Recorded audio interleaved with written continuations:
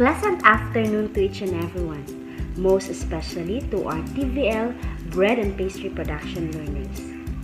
I understand that some maybe are enjoying taking their lunch for today. But I know that you, my dear BPP learners, are already tuned in our program. You're all excited for our class today.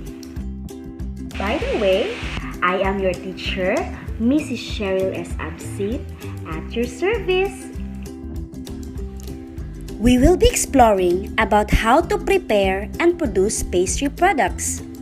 You are going to identify, select, measure, and weigh ingredients and its substitutions according to the recipe or production requirements, and establish standards and procedures.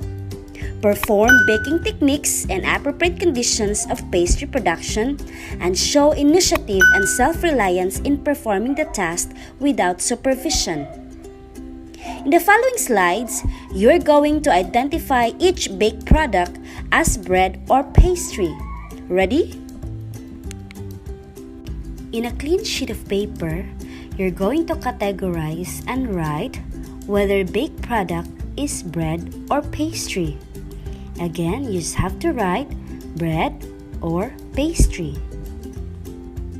Number 1, cookies. Again, cookies. Number 2, egg pie. Number 2, egg pie. Number 3, cream puff. Number 3, cream puff. Number 4, tart. Number 4, tart. Number 5, dinner roll.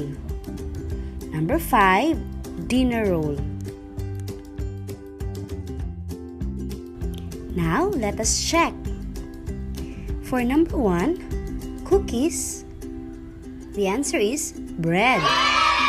Number 2, egg pie, is pastry. Number 3, cream puff is pastry. Number 4, tart, pastry. And number 5, dinner roll is bread. Did you get it right? Good job! Before we proceed, please take time to read and understand the baking terminologies on page 64. Then, in a clean sheet of paper, answer the pre-assessment on page 65 to 67. Choose the best answer and write only the letter of your choice. We will be checking your answers after this break.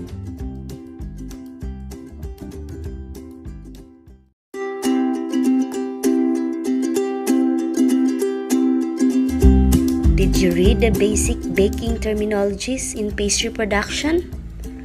Okay, now let us check your pre-assessment. I'm going to dictate the correct answer. Number 1, letter D. Number 2, letter C. Number 3, letter C. Number 4, letter B. Number 5, letter B. Number 6, letter C. Number 7, letter A. Number 8, letter A. Number 9, letter D. Number 10, letter D. 11, A. 12, B. 13, C. Number 14, B. Number 15, A.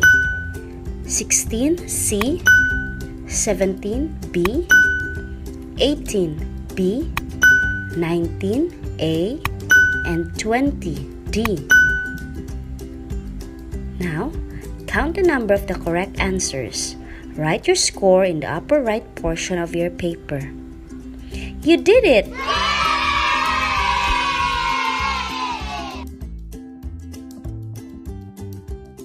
We will have a simple recall on measurement and substitution. Do you still remember how to do so? If not, please turn your module on pages 69 to 73. Read and understand the lesson information and answer the self-check 1.1 by giving the equivalent of the following measurement. Number 1. 1 tablespoon is equals to how many teaspoons? Number 2. 16 tablespoons is equals to how many cups? Number 3. 1/8 cup is equals to how many tablespoons? Number 4. 1/2 cup is equals to how many tablespoons? And number 5. 4 ounces is equals to how many tablespoons?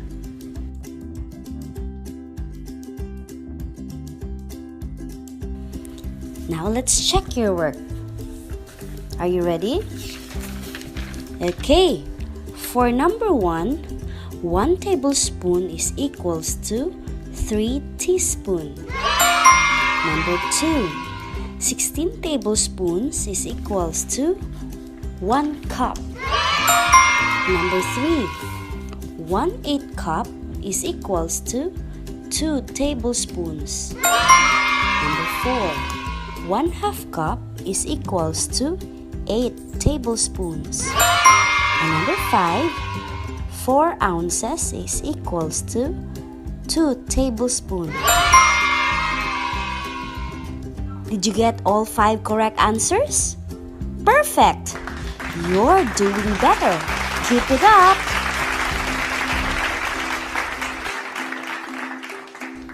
Pastry is a mixture of flour, liquid, and fat.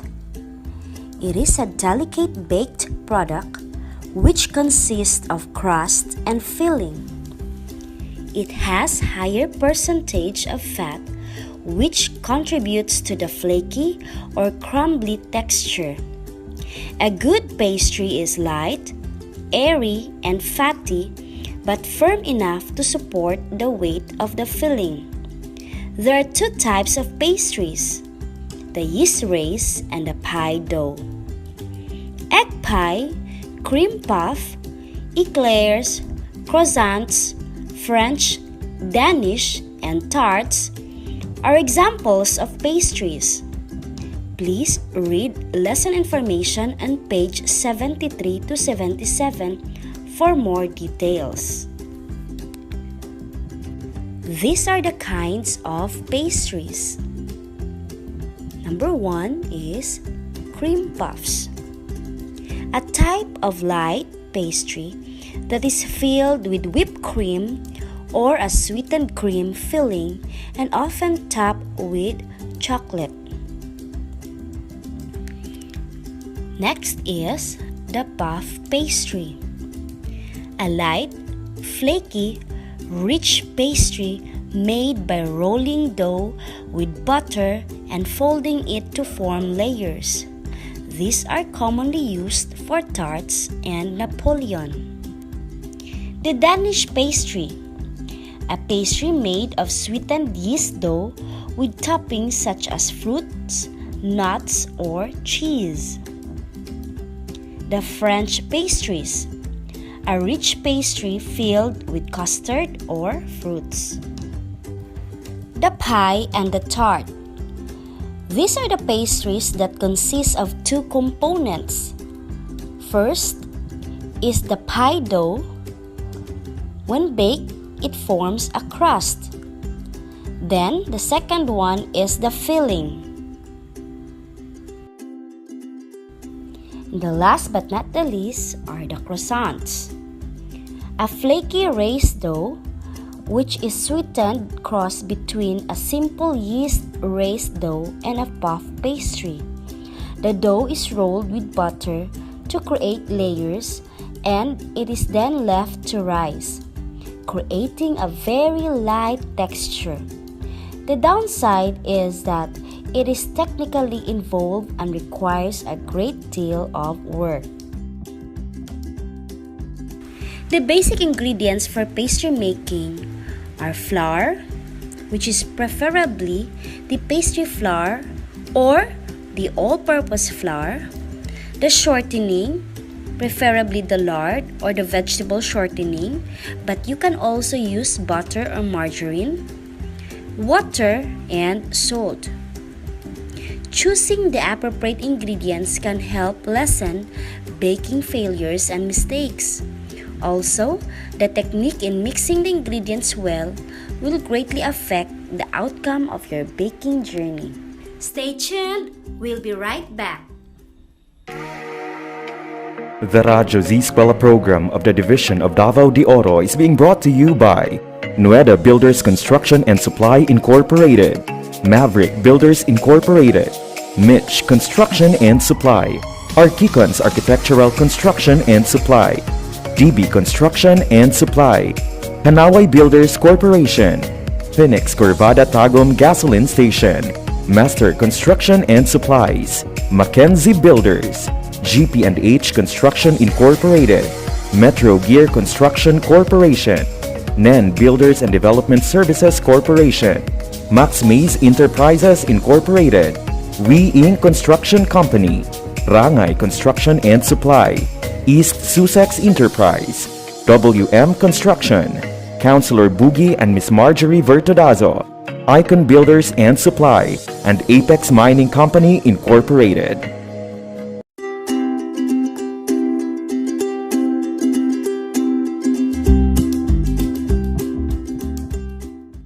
Here are some of the suggested techniques in making pies and pastries. Now let's proceed to the mixing techniques. These are the mixing techniques applied for pies and pastries. First is stirring. It is the mixing of all ingredients together, usually with a spoon in a circular motion. Next is beating. Introducing air into the mixture through mechanical agitation, as in beating eggs, or using an electric mixer. Whisking, also known as the whipping method, and is usually used for meringues and for chiffon products. Air is also incorporated into such food as whipping cream and egg whites through very vigorous mixing, usually with an electric mixer or a whisk. Rolling, to flatten the dough out into a sheet in preparation to shaping the various forms. Laminating, fat is repeatedly folded into the dough. Creaming, fat and sugar are beaten together until light, airy texture. Kneading, working with the dough using the heel of hands, accompanied by pressing, stretching, and folding in order to develop its gluten. Cut in or cutting in, cutting fat into smaller pieces using two knives or pastry blender to distribute fat in flour until it resembles into a coarse meal.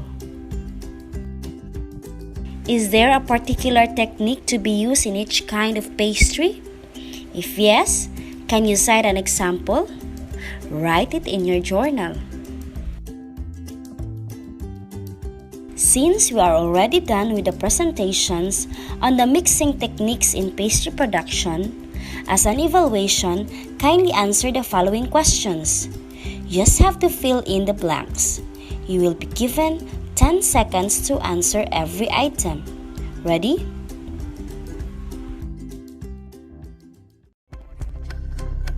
When the ingredients are moved vigorously in a back and forth, up and down, in a round motion until they are smooth is referred to blank. When the ingredients are moved vigorously in a back and forth, up and down, in a round motion until they are smooth is referred to blank.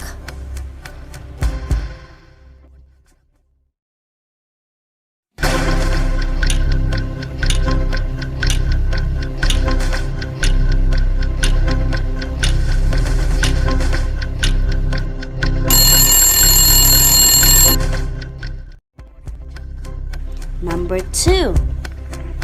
Blank is a technique if the fat is repeatedly folded into the dough. Number 2.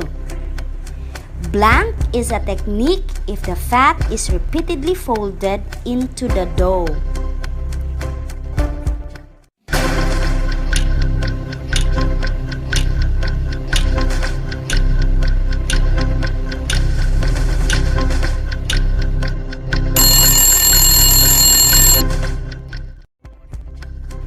Number 3. It is all about mixing of fat in dry ingredients by bench scraper or a pastry blender until finely divided is called blank. Number 3. It is all about mixing of fat in dry ingredients by bench scraper or a pastry blender until finely divided is called blank.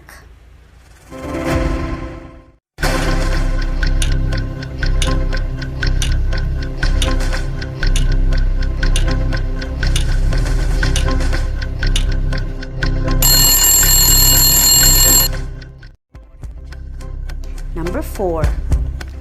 Flattening the dough out into a sheet in preparation to shaping the various form is called blank. Number 4.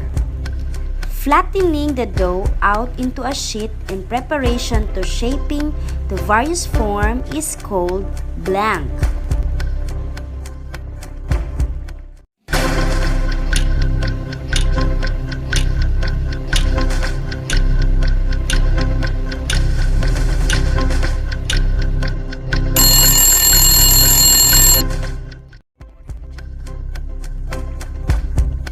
Number 5. Blank is known as whipping method and usually used for meringue and for chiffon products.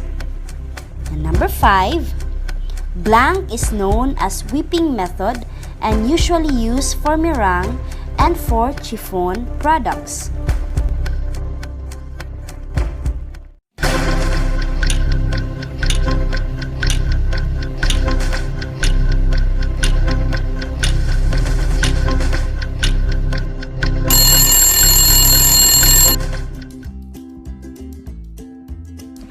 That's awesome! We are done answering the evaluation. Let us see if you got the answers right. Number 1. The answer is beating.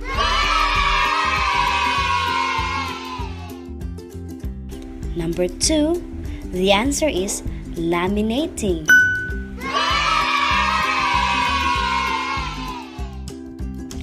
For item number 3, the answer is cutting in.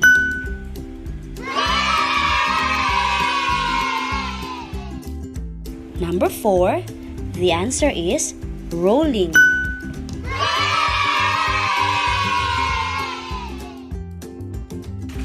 And for our last number, number 5, the answer is whisking.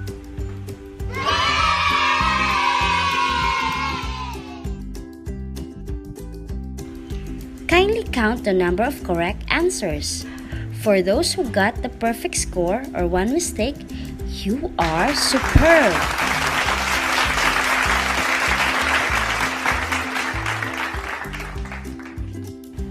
For those who did not make it and got lower than 3, well, widen your study habit and try to go back where you did not get the right answer. As we continue, you're going to perform activity 2.1.1 on page 78. This is to enhance your skills in different techniques in pastry making and evaluate your performance honestly and sincerely. Use the rubrics on page 79. In doing so, check the appropriate box that corresponds to your level of performance in doing each of the following tasks. Now, I will be demonstrating how to make a squash tart. All you have to do is to jot down the ingredients and the mixing techniques I will be using. Ready?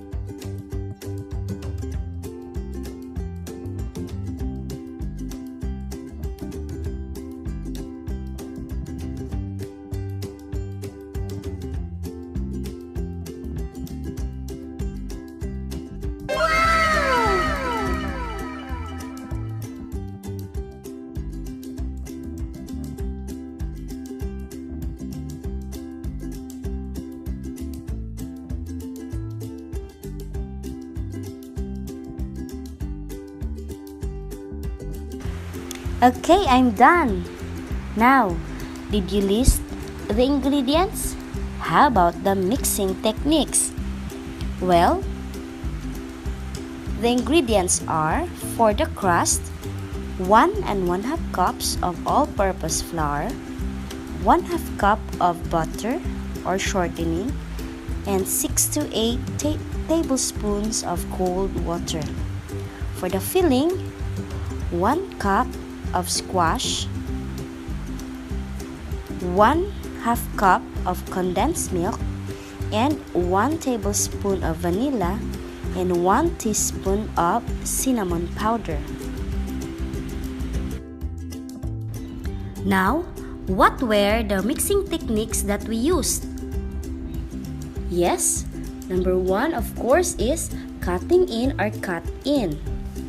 Another, we also have the rolling of dough. And for the filling, we use the stirring technique. Did you get it all right? Very good! Stay tuned, we'll be right back.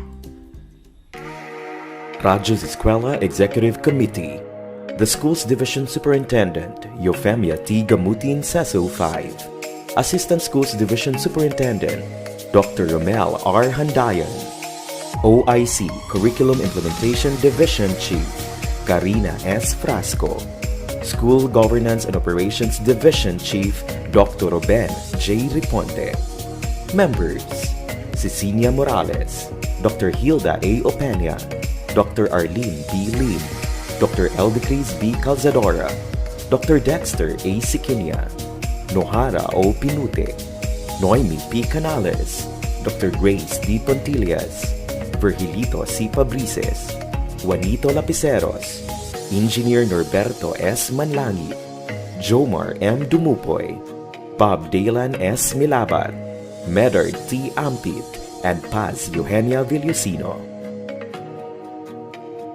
Technical Working Committee, Productions and Communications, Lorely E. Quijano, Given G. Hinampas, Judyland T. U, Donna D. T. Bolifer, Mary Rose N. Resma, Riwen Manuel, Irene Lea C. Manguhon, and Bessie Aya N. Banias.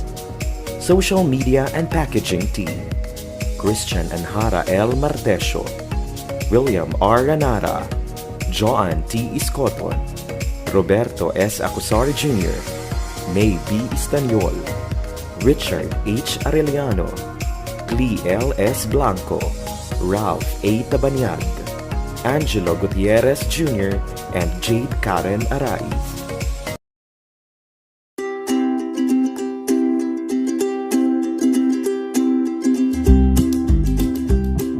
Now let us check if we hit our objectives for today. At the end of this episode, you will be able to learn how to: letter A, identify, select, measure, and weigh ingredients and its substitutions according to recipe or production requirements and establish standards and procedures. Letter B, perform baking techniques and appropriate conditions of pastry production. And letter C, show initiative and self-reliance in performing the task without supervision.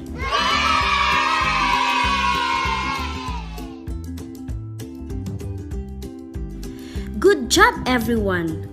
Please don't forget to submit all your outputs during the scheduled retrieval and distribution of modules. I am very glad that you are with me until this hour. Thank you very much. Once again, this is Mrs. Cheryl S. Absin, leaving you a quote from Colin Powell: "A dream does not become a reality through magic. It takes sweat, determination, and hard work." Till next time, goodbye!